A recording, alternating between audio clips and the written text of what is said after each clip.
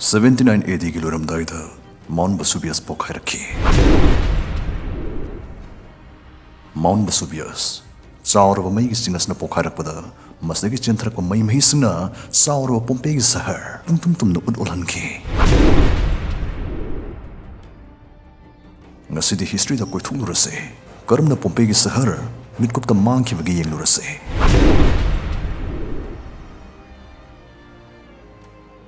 Tasengna harabada Mount Vesuvius yam toina pokhaiganba maigi chingni haibase matamdagi misingna sadum khangnaba wane. Chingse lerangaidagi yam khairak pokhai khrain history da ire. Aduka pokhaiba mayam sig manungda khwaidagi hinna tamthibasna 79 AD da Pompeiigi sarbu tumna manghan kibaduk mokho pokhai aduni. Asumna khudong thiningai oire khanglaba chingjau sigi akoi mafamsingda mioibagi thausawa sadaba tungi khanthadabli chatna yumkai phura dalan sagatuna khundalai tasan bahujinki. Pompeiigi sahar Christ na poktringi Nepal suba satabdi da Greeks na samgat kibatkumba saurba sahar amane. Amadi Roman singna khudum chalaba matungda Pompeiigi yam chawkhatba mangzal thaba sahar amoiraki. Sahara si senjau paibilam koiba singamadi khud saharaba kalakar kya gi lamthumpham oiraki. Mioi lising kulomna saharas da khundarame. Pompeiigi tungkibagi wari singa sisu miyamna wari nari. Masigi achogo marama mahainade maigi singse pokhaibdi hingauba Pliny ka Roman aiba mana magi mamin hek uba singdu ningthini isinduna thamambadagine. August tarik 13 79 AD maigi sing Mount Vesuvius pokhaigadaba numit adune. Pliny gi maman saur balisil gi mapaiman bama chingdu gi mathakta paiduna leiba urame. Aki-Tujungbana Thallaba Vector Tutorials ki Class 11 Science course amamsung Class 12 Science CBSE anigi New Foundation course lagliba me tarik 12 dagi hausarakane. New Foundation course asida offer tawzariba subjects singde Physics, Chemistry, Biology and Mathematics ne. Class timing 4 PM to 7:20 PM oigane. Loina me tarik 12 numit simukta dagi Class 11 12 Science course CBSE animaki Special Foundation course hausagane. Masada offer tawzariba subject na only Physics and Chemistry oigane. Special Foundation course ki class timing asna ayuk pung manga dagi pung 3 mukhai fawbane. Subject amagi complete course fees only rupees 5,000 ne. Class amada sabsabi chhatra kundagi hena lawjaroi. Hapta amda pung amamam life skill development class tawjagane. Government chhatra ani gi 50% fee concession pizagane. Chapter ama loiba chhatra sing evaluation tawjagane. Amadi course loirakpada mock test ahum pangthukjagane. Chathok chasin gi damang ben service ki khudong jaw su pizari. Akopa marul gi damang screen da hapsariba contact details amekta da pau thawbiro. Pliny na sunairamki maduri he umamatamda umbrella pine hainiba satin gi mong man bapami simale. Aduga madu mafam khradana murami mafam khradana ngaubusi yaurame. Makoina uribadu atai karisu nate maigi chingado pokharamdagi chingmanung adudagi kakhalakpa morakai utki mapaina pithana yauraba akibagi masak phanglaba maikhugi mapaine. Matangsda Pompeiigi prajasing sarasdagi chentho hoduna mathwai kanjanabagi matam adumak leiri kharadi chensu chenthoknakhi. Adubo kaya amadi oriba thaudawdu karina chapchawa khangdabadagi masa masagi yumda imungda lengda dum leinarame chelamde. Asumna Pompeiigi da lehawsing mangumlaba angakpa drisya kya uba horakhi. Atiyadagi untarakpakum utki mapai lepalitana tarakhi amadi makhoigi yumkai phura dalal punamag utki mapai singaduna kupki.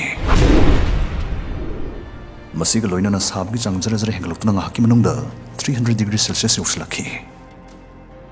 Historians amadi scientists na sungna thazanai maduri Pompeiigi prajasing hu jelaba maikhu madi una kupsinbadagi sor phunduna sikiba natraga maishad no khutakta kiamduna siba mishi ni sigmnungda amadi soidana oigani dana thazanai.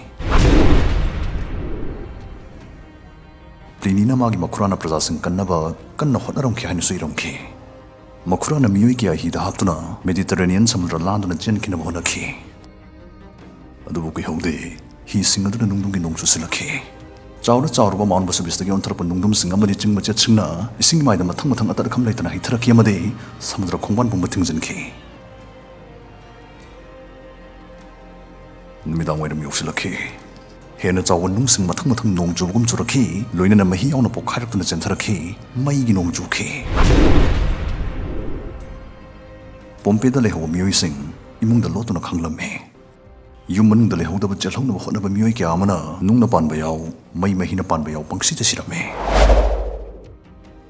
Thingjalaklabada nungdum amsung mai mahi galana khangwa ngamdraduna yum kai fra dalal sung suloina mari mari ning khaiba rakhi yum manung dalolamba sing yum nan nan nan sirakhi utki mapaina Pompeiigi sarikile maisin bathungna kupsinki malem prithvi sig aroi banumitu lakta lakna boi khanaki mang taklaba Pompeiigi da miyamna masa masa kanjana bahana zamanatna karimato pai lekide kanagi sumating phangkide iswar phawu leitre khanaki banumitne yum manung da leng da sum leisin bana fadoribra natraga mapan thokuna jalhona fadoribra praja sing khanphum khangnakide kharamna mayum da leng da lotuna leinakhi kharamna nungdum sing aduna pan bada makok kai tanamni haiduna makok ta mona mamam chena kislaga chenakhi tawda phagi malaga so kokta moni atuna jalhova sing sokpan ba yawjrak so ayamba hingbadi hingki aduga mapan jan thokpa ki badagi imda thupawa sing adudi amata hingkide yachangba faw hingduna lehoba janthokpa sunang hotraba praja sing khwaidagi tamthiraba pyroclastic flow na manglanda rakhi pyroclastic flow haibasi masi maigi chingpo khaibla thorakpa aduki matik yamna utki mapai sing amadi hu chilaba gas amasung nungmachit machit kiyamna punchalaga semakpa mixture amane masi aduki matik sai karigumada 800 degrees celsius phawi away